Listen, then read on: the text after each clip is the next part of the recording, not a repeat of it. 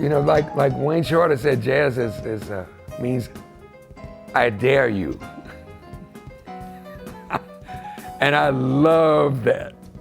It is daring, deep, and it's in the moment. So it's completely present in that moment. Herbie Hancock is a legendary American jazz musician, composer, and bandleader who has profoundly shaped the course of modern music.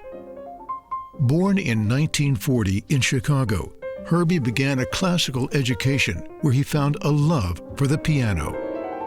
My parents got me a piano when I was 7 years old. From that point on, music became my life. We got the piano, and about maybe 4 months later, I got a teacher. She said, let me play something for you. She played Chopin. It was so beautiful that I'll never forget that. I said, can you teach me to play like that? She said, I can try. But that was another defining moment in my life, you know, from the musical standpoint. During the first half of my second year of college, I changed my major to music, and I got my Bachelor of Arts in music. Herbie Hancock gained fame in the 1960s as a member of Miles Davis's Second Great Quintet. I remember back in the 60s when I was playing with Miles, and we played in Stockholm. The tour was exciting, the band was really hot then, and the best night was the night in Stockholm.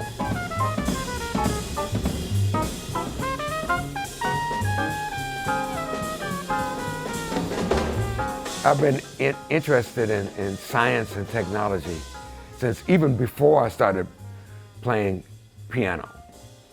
And a lot of what I heard in Bach had to do with math, you know. And I found that was true with a lot of great composers. There's some element of tech.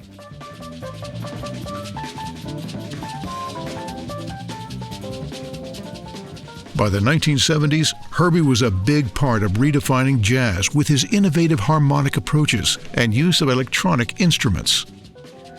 Well, when synthesizers became available to you know, artists, and maybe first with pop artists, you know, that was starting to happen, and I had a band called the Headhunters.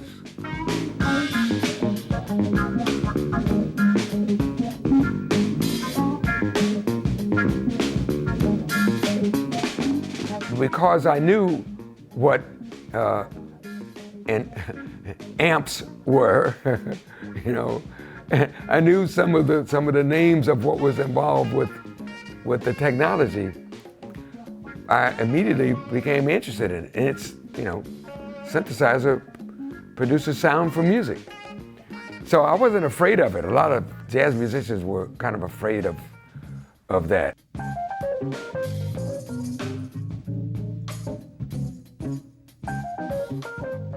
So I started thinking, well, I've been listening more to something that's kind of funky than something that's more directly related to jazz as we know it. And I decided, I think it's time for me to pursue that. These instruments were designed for people to use, Right.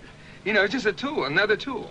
The way an axe is a tool, an axe can be a tool to cut wood to build a house, or it can be a tool to slaughter your neighbor, you know. The same thing, a synthesizer can be a tool to really hurt people's ears or interfere with their lives, or it can be a tool to make a really nice sounding instrument that can really affect people in a positive way. And it all depends on the person that's using them.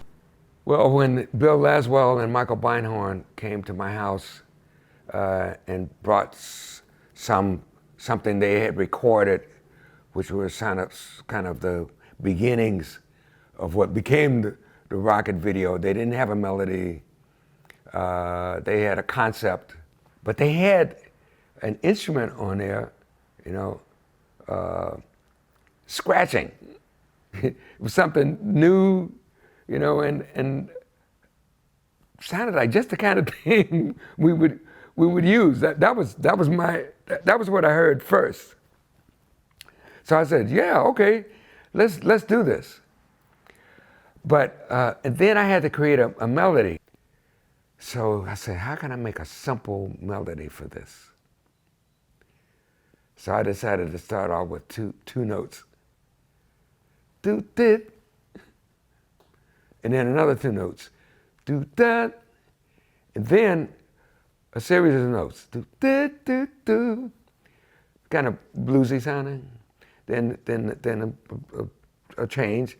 Do do do, do do do do, which is a repeated note and then a single note.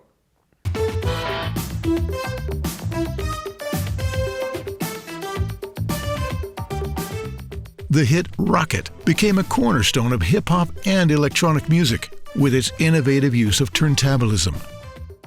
And I guess it worked. With that, along with the scratching,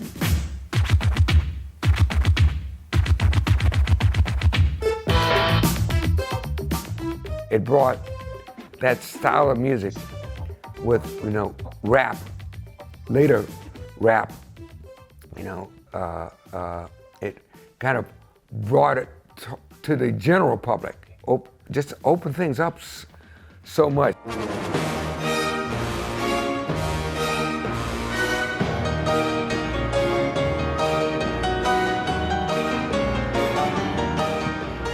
Hancock's impact on music extends far beyond jazz.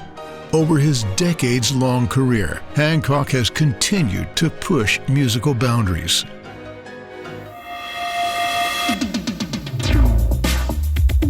The 2025 Polar Music Prize is awarded to American pianist and jazz musician Herbie Hancock. The title of his autobiography, Possibilities, is fitting for a musician who has always focused on musical development and finding new ways of moving forward. While growing up, Herbie Hancock was influenced by Mozart as much as Oscar Peterson. At college, he studied both electrical engineering and musical composition.